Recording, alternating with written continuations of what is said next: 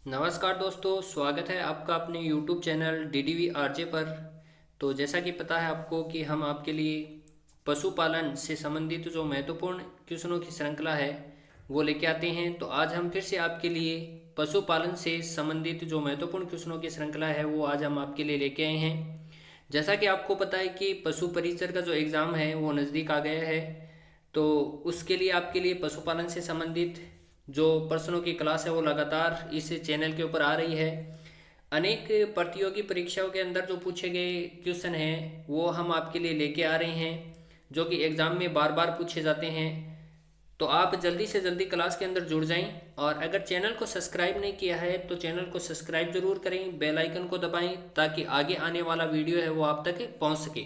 तो चलो हम बिना टाइम वेस्ट किए अपना जो क्लास है वो स्टार्ट करते हैं। पहले क्वेश्चन के यहाँ पर चलेंगे हम पहले क्वेश्चन की ओर। साइड लाइन विधि से किस पशु को नियंत्रित किया जाता है? यानी ये क्या है, एक विधि है जिससे कि क्या किया जाता है, पशु को नियंत्रित किया जाता है। तो पहला ऑप्शन है ऊंट, दूसरा ऑप्शन है अश्व, तीसरा ऑप्शन है भैंस और चौथा ऑप्शन है बैल। तो आपको बताना है कि इसका जो सही उत्तर होगा वो कौन सा होगा। तो इसके अगर सही उत्तर की बात करना चाहेंगे तो इसका जो करेक्ट आंसर है वो ऑप्शन नंबर 2 हो जाएगा, अश्व, यानी घोड़ा। अश्व घोड़ा है उसको साइड लाइन विधि के द्वारा क्या किया जाता है, नियंत्रित किया जाता है। इसके बाद में अगले क्वेश्चन के ऊपर चलते हैं। अगला क्वेश्चन भी बहुत महत्वपूर्ण है। घोड़ी का गर्भकाल कितने दिवस का होता है? यानी घोड़ी का जो गर्भकाल है उसके बारे में पूछा आपसे। तो पहला ऑप्शन है 363 दिवस, दूसरा ऑप्शन है 445 दिवस, तीसरा ऑप्शन है 378 दिवस और चौथा ऑप्शन है 336 दिवस। अगर इसके सही आंसर की बात करना चाहेंगे तो इसका जो करेक्ट आंसर है वो ऑप्शन नंबर 4 हो जाएगा, 336 दिवस। घोड़ी का जो गर्भकाल है वो 336 दिन का होता है। इसके बाद में अगले प्रश्न के ऊपर चर्चा करते हैं। तो बहुत ही महत्वपूर्ण क्वेश्चन है वो आज हम आपके लिए लेके आए हैं, तो क्लास को शुरू से लेकर अंत तक जरूर देखना है। संसार में सबसे ज्यादा अंडे देने वाली भारतीय नस्ल की कौन सी प्रजाति की मुर्गी है? यानी हम बात करेंगे, कहने का मतलब ये है कि संसार के अंदर ऐसी कौन सी मुर्गी पाई जाती है जो भारतीय नस्ल की है और सबसे ज्यादा अंडे देती है। तो पहला ऑप्शन है असील, दूसरा ऑप्शन है ब्रह्मा, तीसरा ऑप्शन है व्हाइट लेग हॉर्न और चौथा ऑप्शन है कोचीन। अगर इसके सही आंसर की बात करना चाहेंगे तो इसका जो करेक्ट आंसर है वो हो जाएगा 2 नंबर ऑप्शन, बर्मा। जो बर्मा नस्ल की जो क्या है मुर्गी है वो क्या करती है, सबसे ज्यादा है अंडे देती है। इसके बाद में अगले प्रश्न के ऊपर चर्चा कर लेते हैं। प्रश्न नंबर 64, देसी मुर्गी एक साल में औसतन कितने अंडे देती है? यानी कहने का तात्पर्य यह है कि अगर देसी मुर्गी की बात करेंगे तो एक साल के अंदर कितने अंडे देती है। तो पहला ऑप्शन है 43, दूसरा ऑप्शन है 53, तीसरा ऑप्शन है 63 और चौथा ऑप्शन है हमारे पास यहाँ पर 73। तो अगर सही आंसर की बात करना चाहेंगे तो इसका जो करेक्ट आंसर है वो 1 नंबर ऑप्शन हो जाएगा, देसी मुर्गी है वो एक साल के अंदर 43 अंडे देती है। इसके बाद में अगले प्रश्न के ऊपर चर्चा करते हैं। लड़ाकू मुर्गी की नस्ल है, यानी मुर्गी कैसी है, लड़ाकू है। तो पहला ऑप्शन है असील, दूसरा ऑप्शन है कड़कनाथ, तीसरा ऑप्शन है चितांग और चौथा ऑप्शन है बुसरा। तो अगर सही आंसर की बात करना चाहेंगे तो इसका जो करेक्ट आंसर है वो हो जाएगा हमारा 1 नंबर असील। 1 नंबर ऑप्शन है वो सही हो जाएगा। लड़ाकू अगर मुर्गी की बात करेंगे, नस्ल की बात करेंगे तो वो असील है। कौन सी है, असील। इसके बाद में अगले प्रश्न के ऊपर चर्चा करते हैं। अगला प्रश्न भी बहुत महत्वपूर्ण है। भारत में कृत्रिम गर्भाधान सर्वप्रथम किसके द्वारा किया गया था? अगर भारत के अंदर कृत्रिम गर्भाधान के ऊपर हम बात करेंगे तो वो सबसे पहले वो किसके द्वारा किया गया था। तो पहला ऑप्शन है डॉक्टर लेजेरो, दूसरा ऑप्शन है संपत कुमार, तीसरा ऑप्शन है भट्टाचार्य और चौथा ऑप्शन है बीपी पॉल। तो अगर हम इसके सही आंसर की बात करना चाहेंगे तो इसका जो करेक्ट आंसर है वो ऑप्शन नंबर 2 हो जाएगा, संपत कुमार। संपत कुमार के द्वारा क्या किया गया था, भारत में कृत्रिम गर्भाधान है वो सर्वप्रथम किया गया था। इसके बाद में अगले प्रश्न के ऊपर चर्चा करते हैं। हमारे देश में कृत्रिम गर्भाधान को किस पंचवर्षीय योजना में अपनाया गया? यानी कृत्रिम गर्भाधान के ऊपर अगर हम चर्चा करेंगे तो उसको कौन सी पंचवर्षीय योजना के द्वारा क्या है अपनाया गया था। तो पहला ऑप्शन है यहाँ पर प्रथम, दूसरा ऑप्शन है द्वितीयक, तीसरा ऑप्शन है तृतीयक और चौथा ऑप्शन है पंचम। अगर इसके सही आंसर की बात करना चाहेंगे तो इसका जो करेक्ट आंसर है वो कौन सा हो जाएगा, तो इसके करेक्ट आंसर की बात करेंगे तो 1 नंबर ऑप्शन है वो करेक्ट हो जाएगा, प्रथम। यानी जो प्रथम पंचवर्षीय योजना थी उसके अंदर हमारे देश में कृत्रिम गर्भाधान को क्या है, अपनाया गया था। इसके बाद में अगले प्रश्न के ऊपर चर्चा कर लेते हैं। गाय में मध्य चक्र अवधि होती है, तो पहला ऑप्शन है 18 दिन, दूसरा ऑप्शन है 21 दिन, तीसरा ऑप्शन है 24 दिन और चौथा ऑप्शन है 28 दिन। अगर इसके सही आंसर की बात करना चाहेंगे तो 2 नंबर ऑप्शन है वो करेक्ट हो जाएगा, 21 दिन। यानी गाय में जो मध्य की अवधि होती है, मध्य चक्र की जो अवधि होती है वो 21 दिन की होती है। इसके बाद में अगले प्रश्न के ऊपर चर्चा करते हैं। नर पशुओं में वर्षण ग्रंथि को अक्रिय कर देने की क्रिया कहलाती है। यानी नर पशु हैं उसके अंदर वर्षण जो ग्रंथि होती है उसको अक्रिय कर देने की प्रक्रिया क्या कहलाती है, तो पहला है सिंगरोधन, दूसरा ऑप्शन है बदियाकरण, तीसरा ऑप्शन है डोंकिंग और चौथा ऑप्शन है नोचिंग। तो अगर सही आंसर की बात करना चाहेंगे तो इसका जो करेक्ट आंसर है वो कौन सा हो जाएगा, तो सही उत्तर की बात करेंगे तो 2 नंबर ऑप्शन है वो करेक्ट हो जाएगा, बदियाकरण। कौन सा ऑप्शन हो जाएगा, ऑप्शन नंबर 2 है वो करेक्ट हो जाएगा। नर पशुओं में वर्षण ग्रंथि को अक्रिय कर देने की प्रक्रिया है वो बदियाकरण कहलाती है। इसके बाद अगले प्रश्न के ऊपर चर्चा करते हैं, बहुत ही महत्वपूर्ण है।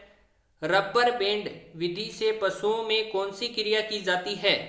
यानी एक विधि है जिसका नाम है रबर बैंड, इसके द्वारा क्या है पशुओं के अंदर कौन सी क्रिया की जाती है, तो पहला ऑप्शन है सिंग रोधन, दूसरा ऑप्शन है डिस बडिंग, इसके बाद में तीसरा ऑप्शन है बदियाकरण और चौथा ऑप्शन है सभी। अगर इसके सही आंसर की बात करना चाहेंगे तो इसका जो करेक्ट आंसर है ऑप्शन नंबर 3 हो जाएगा, बदियाकरण। यानी रबर बैंड विधि है उसके द्वारा पशुओं में क्या है, बदियाकरण है, जो बदियाकरण की जो क्रिया है वो की जाती है। इसके बाद अगले प्रश्न के ऊपर चर्चा करते हैं। जुगाली करने वाले पशुओं के ऊपरी जबड़े में कौन से दांत नहीं पाए जाते हैं, तो पहला ऑप्शन है कर्तन दांत, दूसरा ऑप्शन है कील दांत, तीसरा ऑप्शन है अग्रज चर्णवक और चौथा ऑप्शन है चर्णवक।